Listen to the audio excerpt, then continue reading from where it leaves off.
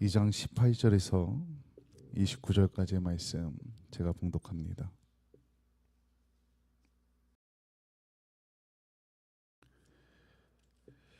두아디라 교회의 사자에게 편지하라. 그 눈이 불꽃 같고 그 발이 빛난 주석과 같은 하나님의 아들이 이르시되, 내가 내 사업과 사랑과 믿음과 섬김과 인내를 아노니 내 나중 행가 처음 것보다 많도다. 그러나 내게 책망할 일이 있노라. 자칭 선지자라 하는 여자 이세벨을 내가 용납함이니 그가 내 종들을 가르쳐 꿰어 행음하게 하고 우상의 제물을 먹게 하는도다. 또 내가 그에게 회개할 기회를 주었을 때 자기의 음행을 회개하고자 하지 아니하는도다. 볼지어다 내가 그를 침상에 던질 터이요 또 그와 더불어 가늠하는 자들도 만일 그의 행위를 회개하지 아니하면 큰 환난 가운데에 던지고, 또 내가 사망으로 그의 자녀를 죽이리니 모든 교회가 나는 사람의 뜻과 마음을 살피는 자인 줄 알지라. 내가 너희 각 사람의 행위대로 갚아주리라. 도아디라에 남아있어 이 교훈을 받지 아니하고 소위 사탄의 깊은 것을 알지 못하는 너희에게 말하노니, 다른 짐으로 너희에게 지을 것은 없노라. 다만 너희에게 있는 것을 내가 올 때까지 굳게 잡으라. 이기는 자와 끝까지 내 일을 지키는 그에게 만국을 다스리는 권세를 주리니 그가 첫 장을 가지고 그들을 다스려 질그를 깨뜨리는 것과 같이 하리라. 나도 내 아버지께 받은 것이 그러하니라. 내가 또 그에게 새벽불을 주리라. 귀 있는 자는 성령이 교회들에게 하시는 말씀을 들을지어다. 아멘. 할렐루야. 아멘. 하나님께서 오늘도 우리와 함께 하시며 은혜를 부어주시고 축복해 주십니다. 아멘. 우리가 지금 살고 있는 사회는 그 어느 때보다 모든 것이 빠르게 변하고 있는 시대입니다. 특히 우리가 사용하는 물건들, 또 특별히 우리가 입는 옷들, 또 여러 가지 분야에서 정말 빠르게 트렌드가 변해갑니다. 예전에는 뭐 유행이 오래 갔기도 하고 그랬는데 요즘은 정말로 빠르게, 또 특히 우리 한국은 계절 때문에 또 옷의 그 패션들이 계절별로 계속해서 빠르게 변해갑니다. 그래서 매년 책도 나와요. 2025년도가 끝나고 26년도가 시작하니까 2026년 트렌드. 그래서 내년에는 어떤 게 유행할까, 어떤 게 중점적인 사역이 될까 하면서 이렇게 그런 정보들을 모아가지고 책을 내놓기도 합니다. 좀 더 도서관 저쪽에 가보시면은 책들이 있습니다. 제가 계속 샀기 때문에 2023년 트렌드, 2024년 트렌드, 2025년 트렌드, 이런 것들이 그렇게 사람들은 또 추측하고 예측하기도 합니다. 그런데 이런 색박 변화되는 그런 문화들, 또 새롭게 계속 뭔가 새로운 걸 원하는 그런 문화가 교회 안으로도 들어옵니다. 우리의 신앙 가운데도 이런 문화들이 들어온다는 겁니다. 전통적이고 좀 정적이고 이런 예배는 고시대적 예배인 것처럼 여기고, 그래서 그런 예배는 좀 뒤로 하고 뭔가 더 새롭고 자극적이고 신비로운 예배를 찾습니다. 그래서 말씀보다 체험을 쫓습니다. 매일매일 말씀을 묵상하면서 말씀을 통해 나에게 역사하시는 하나님의 은혜를 찾고 하나님의 이끄심을 찾는 것보다 뭔가 화끈해 보이고 뜨거워 보이고 신비로워 보이는 그런 체험을 원하는 경우가 더 많다는 겁니다. 그런데 오늘 이 성경에 보면은 두아디아라는 교회가 나오는데 이 교회에 이런 일들이 있었던 겁니다. 그런 그들을 향해서 오늘 말씀해 보니까 눈이 불꽃 같고 그 발이 빛난 주석과 같은 하나님의 아들 예수님을 그렇게 표현하면서 예수님께서 말씀하시는 내용을 적은 게 오늘 본문 말씀입니다. 주님은 교회의 그 겉모습보다 속을 꿰뚫어 보시는 분이십니다. 우리의 열심, 사역, 봉사보다 우리의 신앙의 중심이 어디에 있는지 우리의 중심을 살피시는 분이시라는 겁니다. 오늘 말씀을 통해서 우리 성도님들 각자 한 분 한 분이 각자에게 좀 질문을 던져보기 소망합니다. 나는 이미 받은 은혜에 만족하고 있는가? 아니면 여전히 나는 뭔가 특별한 하나님의 은혜를 체험하기 위해서 그것을 바라고 있지는 않은가? 오늘 우리 주님께서 말씀을 통해서 분명하게 하시는 말씀이 있습니다. 그것은 복음이면 충분하다. 나로 충분하다. 예수님 한 분이면 충분하다는 것입니다. 그 믿음의 고백이 우리에게 있기를 소망합니다. 아멘. 이 시대의 이 두아디라 교회는 작은 교회는 아니었습니다. 성도들도 많았고 사랑과 믿음과 봉사가 있던 교회였습니다.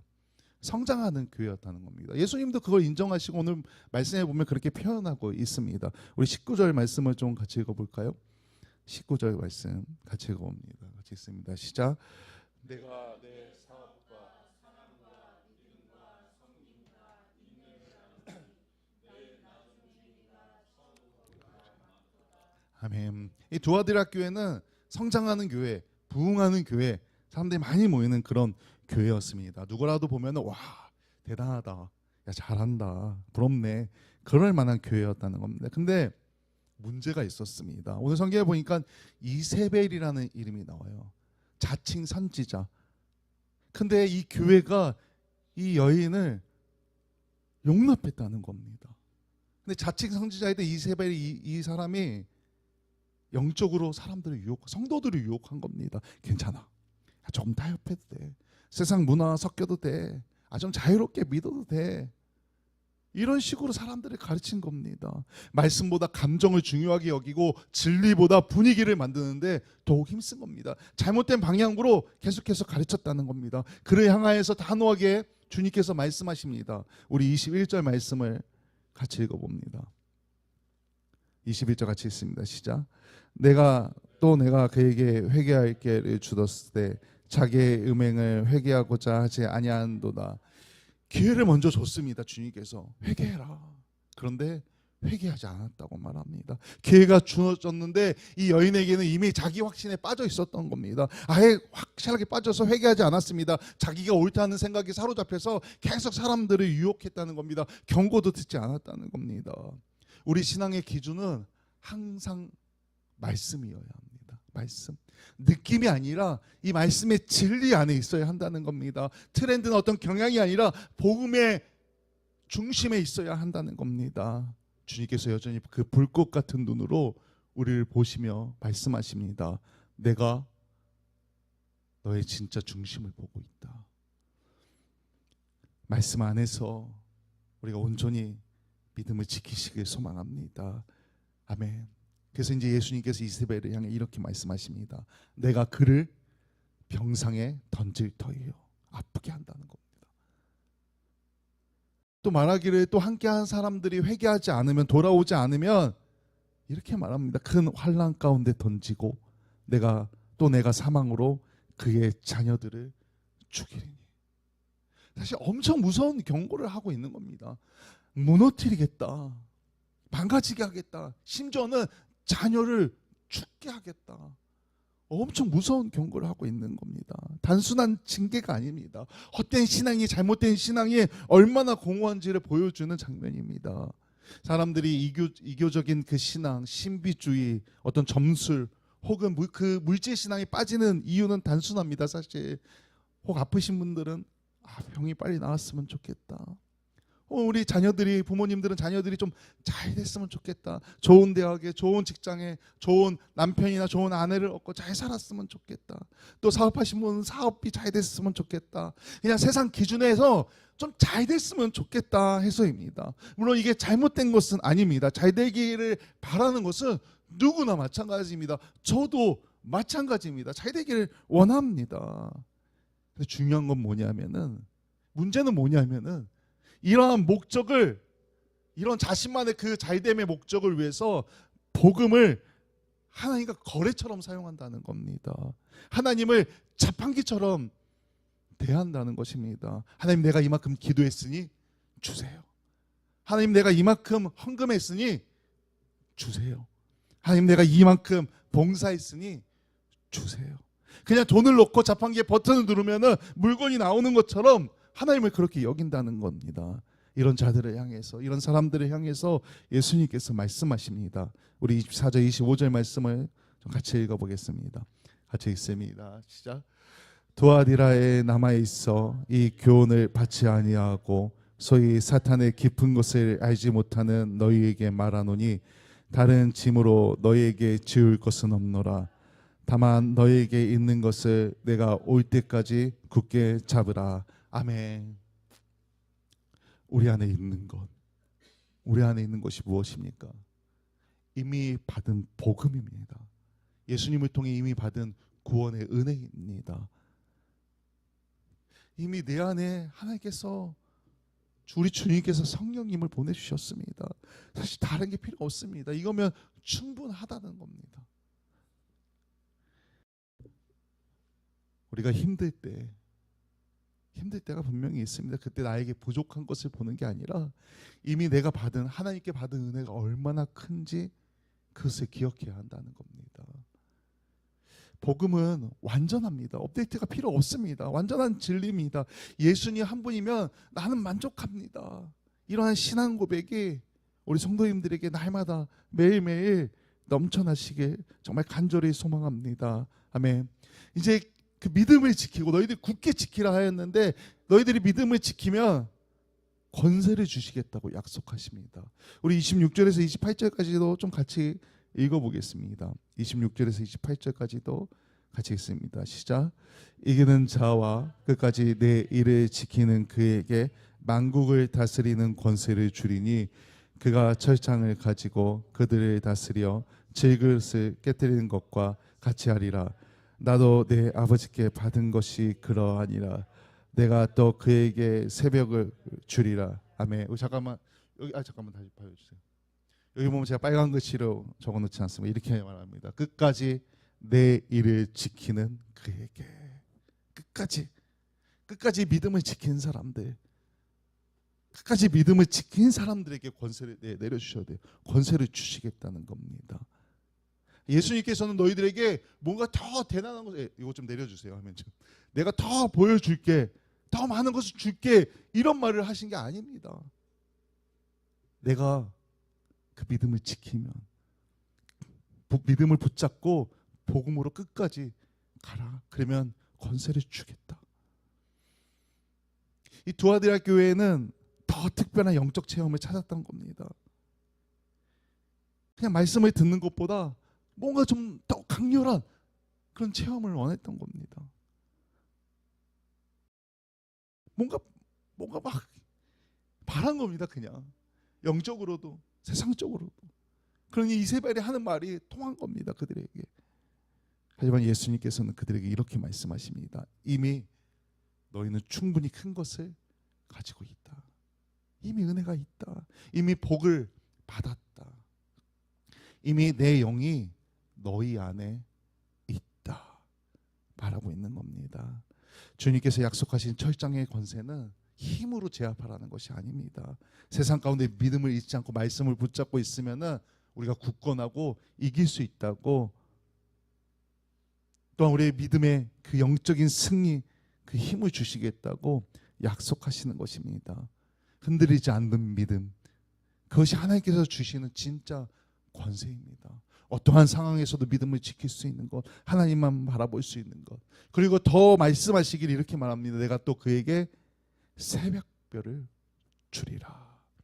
요한계시록 22장 16절에 보면은 광명한 새벽별이라는 표현이 나옵니다. 예수님께서 자신을 표현할 때 광명한 새벽별이라고 표현하시는데, 여기서 새벽별을 준다는 것은 예수님께서 우리와 함께 하신다는 것입니다. 내가 너와 함께 하겠다라는 표현입니다. 우리에게 주어진 가장 큰 복은 우리가 예수님을 알게 된 겁니다. 우리 말씀을 통해 더 깊이 예수님을 알게 되는 것입니다. 하나님께서는 우리에게 원하시는 것은 어떤 특별한 순간이 아닙니다. 그냥 더 깊은 관계, 더 친밀한 관계를 원하신다는 것입니다. 이미 주님께서 정말 새벽별처럼 우리의 삶에 오셔서 우리의 삶을 밝혀주십니다.